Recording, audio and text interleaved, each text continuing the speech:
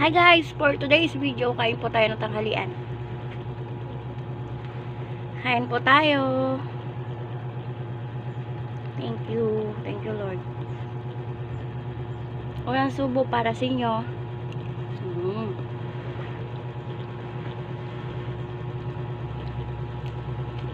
Ang ulam ko po ay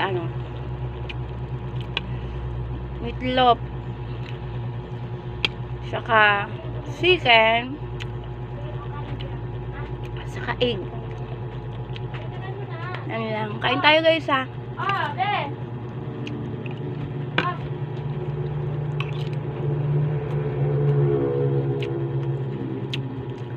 Kain na rin kayo dyan.